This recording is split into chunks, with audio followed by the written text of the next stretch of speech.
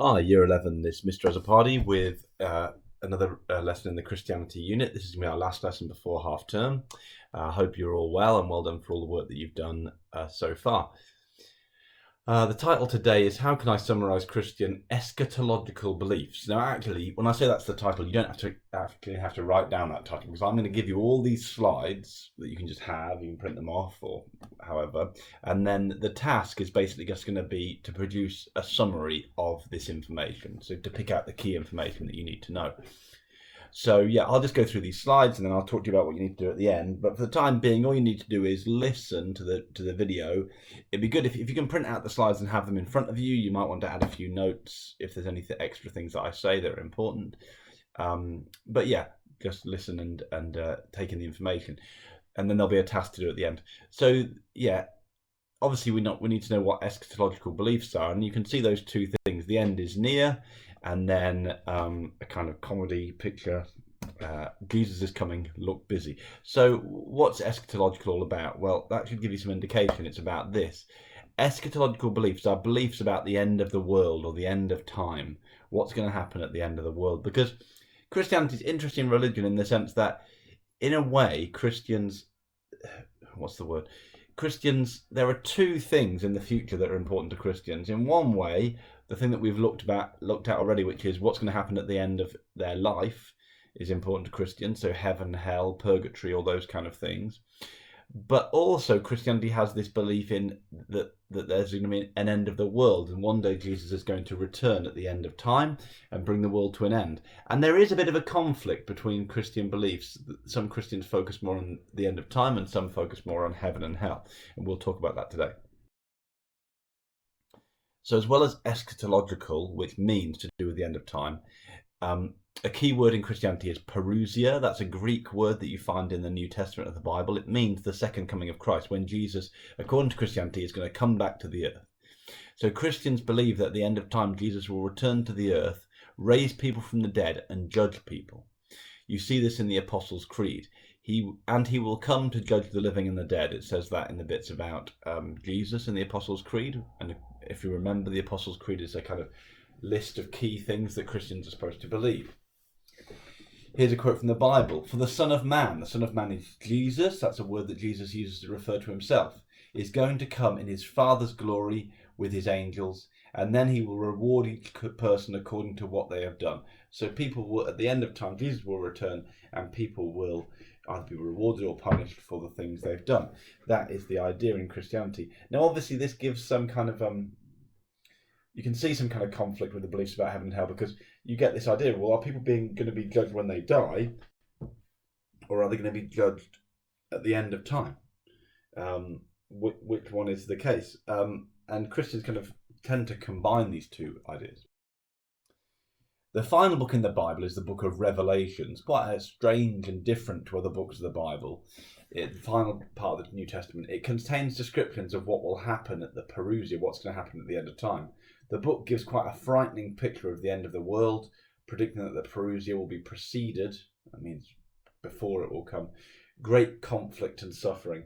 In American Christianity, you often hear these ideas that there's going to be an end of time and there's going to be great, terrible events are going to happen at the end of time. And usually they are taking their inspiration from the book of Revelations. But it's worth saying that compared to the other books of the Bible, the book of Revelation is quite a strange book and an unclear book. It contains lots of imagery, and it's not really quite clear what it's predicting, what it thinks is going to happen. Most of the ideas about what's going to happen at the end of time that you hear from Christians nowadays, they've had to kind of interpret what Revelation says, because what the book of Revelation says is not very clear. Okay, interesting fact this. The first Christians expected Jesus to return very soon. They thought they were living in the last days of earth. This is very clear from a number of things that are written in the Bible, that the earliest Christians thought that Jesus would return probably in their lifetime. So, he died, according to the Bible, he was resurrected, then he ascended into heaven. But most Christians at that time felt like Jesus' return was imminent. It was going to happen soon. Jesus says in the Bible, Truly I tell you, this generation will certainly not pass away until all these things have happened. That's Matthew 24:34. Now, C.S. Lewis, you might know him as the guy that wrote the Chronicles of Narnia, which is actually a Christian book. And he's more famous in America, actually, for being a Christian writer and writing stuff about Christianity. He called this the most embarrassing verse in the Bible, Matthew 24:34.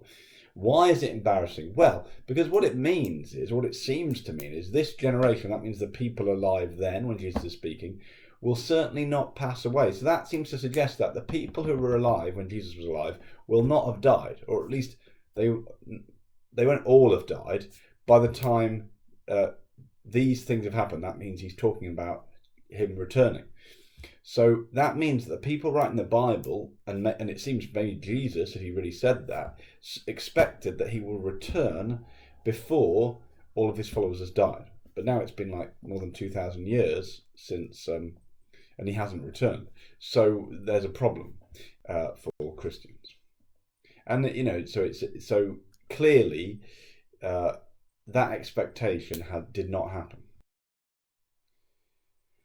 So this expectation that the Parousia was going to happen soon helps to explain why St. Paul said, "Now to the unmarried and widows I say, it is good for them to stay unmarried as I do." Sometimes when you see that quote, you think, well, hold on, why are Christians getting married all over the place when St. Paul said if you're not married already, or if you're a widow, it's best to stay unmarried?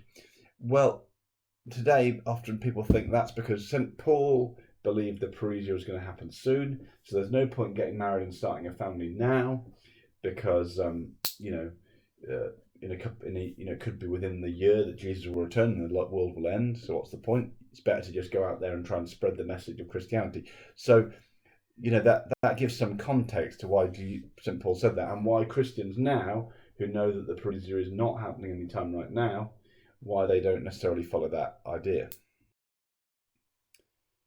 So what do Christians today think about the Parousia? Well, there are lots of different beliefs. So most Christians today accept the teaching that Jesus will return, but do not expect it to happen soon, do not focus a lot on this teaching. So generally, a lot of Christians have kind of pushed that to one side.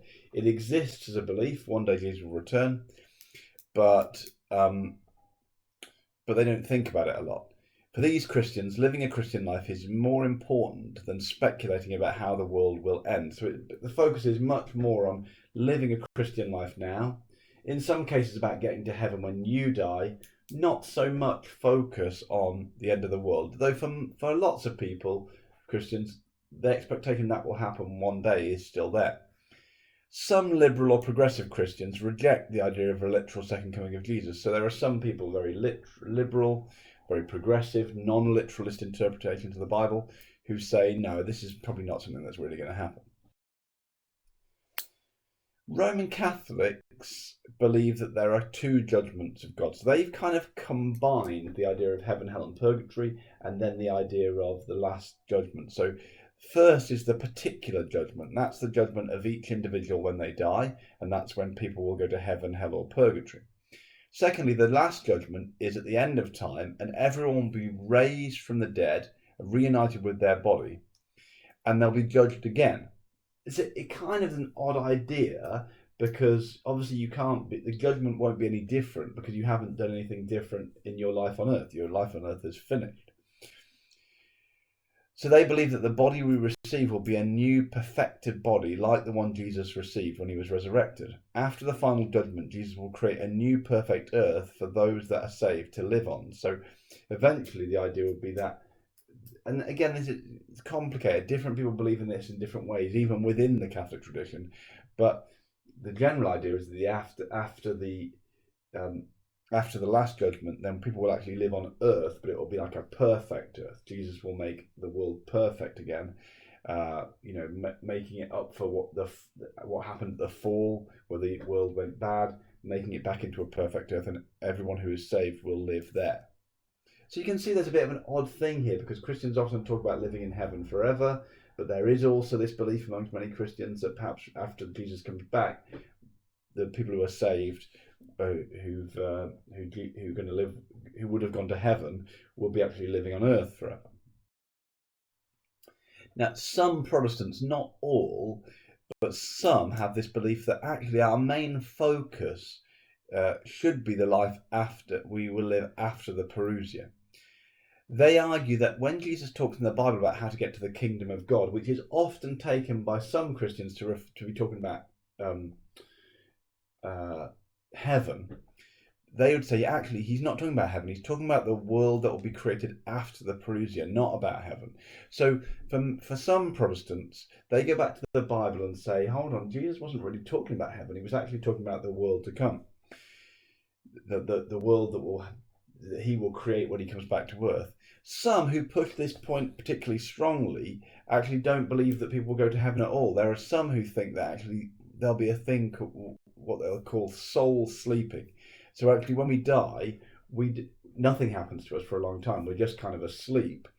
And that it's only at the second coming, when Jesus comes back, that everyone will be raised from the dead and everyone will be judged, and then people will either go to hell or they'll live on earth in the new paradise that Jesus will make on earth. This is an important point, I suppose, because actually people who study the Bible would probably agree with this, that if you take the original meaning of Jesus' teachings, he does seem to be talking more about getting to creating a heaven, like an amazing place on earth when he returns, and people being able to live there, not about heaven. It's just that maybe because that amazing place on earth didn't happen so quickly, the focus for many Christians has been more about where we'll go after we die, but before Jesus comes back, more about heaven.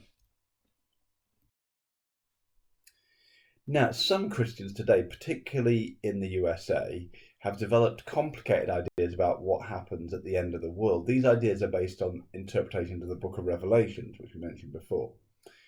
The popular idea among some Christians is that at some point, all true Christians will experience what's called the rapture. That might be something you've heard of. This means they will disappear from earth and be taken to heaven. So everyone who's a real Christian believer will disappear, in a blink of an eye, disappear and go to heaven.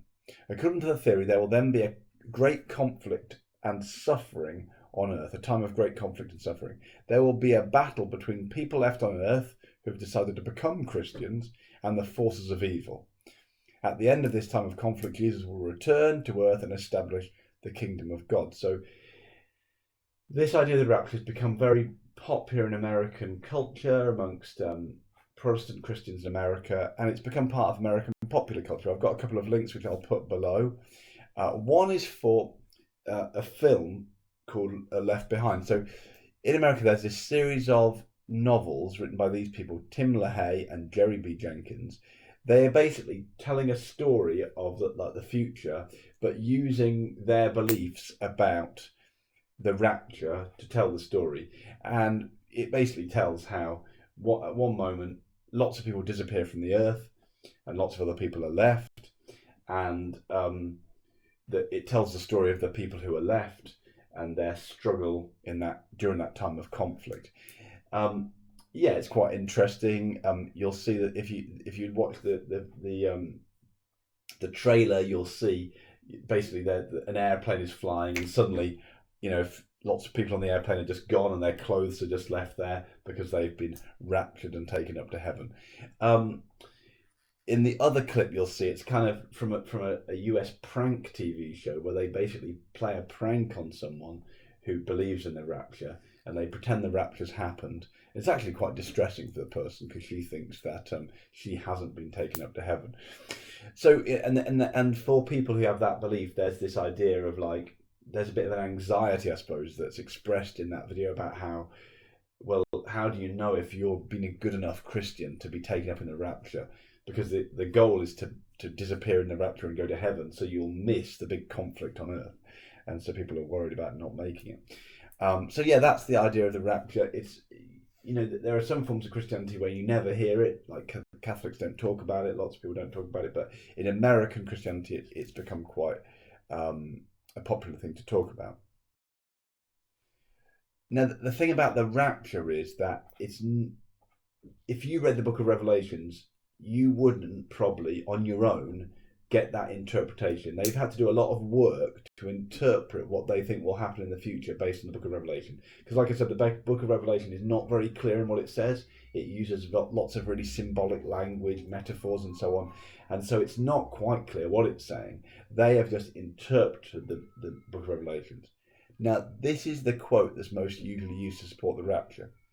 It says, "Since you have kept my command to endure patiently, I will also keep you from the hour of trial that is going to come to the whole world to test the inhabitants of earth." So it's talking to Christians, and according to the people who believe in the rapture, that is saying to Christians, because you've endured patiently, in other words, because you've kept following the religion, he will keep you from the hour of trial. That means he will, God or Jesus will make it so that they don't have to go through this terrible time of trial or conflict that's going to come and test the inhabitants of the earth. So in other words, the true Christians will be taken away to heaven, and everyone else in the world will be tested in this great time of conflict. And then the ones who pass the test by becoming true Christians will then get to live in the kingdom of God when Jesus returns, and the other ones will go to hell. But as you can see, that quote on its own is quite a kind of vague thing to build your whole theory about the rapture around if you're a Christian. Okay, that's all the information that you need. And what I want you to do is this, just make a revision sheet about Christian eschatological beliefs. So here's all the stuff that I want on it. I want you to define the key terms, eschatological and Parousia. What do those terms mean? I want you to explain what is supposed to happen at the Perusia and use the quote from the Bible. In other words, Jesus is supposed to return and judge people. And we had a quote from the Bible to show this. What did the first Christians believe about the Perusia? Why did they believe this? So you probably need a quote there, because we're talking about the fact that early Christians believed that Jesus was going to come back in their lifetime, and you can use the quote to support that. Then, what do Roman Catholics believe about the Perusia? So that's what you've got to talk about. There being two judgments. There'll be a particular judgment when people die, and then everyone will be resurrected for the final judgment at the Perusia at the end of time. Why do some Christians not care about getting to heaven? Well, that's the stuff we're talking about. Some Protestants actually think that getting to heaven isn't the point of Christianity. The point is to be resurrected and live in the kingdom of God that Jesus is going to bring about on earth. And you might want to add in there that idea that some Christians even believe that we don't go to heaven. Some Christians believe that we just sleep and wait when we die until we're going to be judged on that when the Perusia happens. Then I want a little bit about the rapture. What is the rapture? What it's supposed to be like? So you want to have the people disappearing. You want to have the people, the people who are not true Christians left on earth, and there'll be a battle between the forces of good, the forces of Jesus, and the forces of like Satan, the evil forces.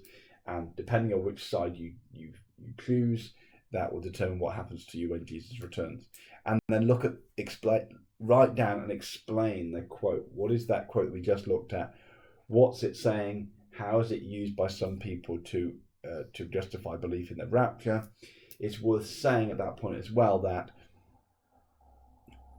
perhaps you could explain why lots of Christians don't believe in the rapture, because it's actually not very clear. The ideas about the rapture in the book of Revelation, they are a bit based on someone's interpretation of the book of Revelation. The book of Revelation doesn't directly say these people would disappear, all the true Christians will disappear, and there'll be a big battle, and then everyone will have to decide whether they're a Christian or not. What the book of Revelation said is much more mysterious than that. That bit in the corner it just says it's the end of the world as we know it, and I feel fine. That's not a task. It's just because we're talking about the end of the world. I thought I'd put that on there. So yeah, all you want to do is make those a summary of those beliefs with your key quotes and your key ideas on, and that's all you need to do for today's lesson. So thanks very much, guys. Well done for all the work you've done. Have a great half term. Don't work too hard over half term. I'm not setting you a particular task to do over half term because I think you need to take a break. And make sure you are taking some rest and relaxation because it is a stressful time. Okay, thanks guys.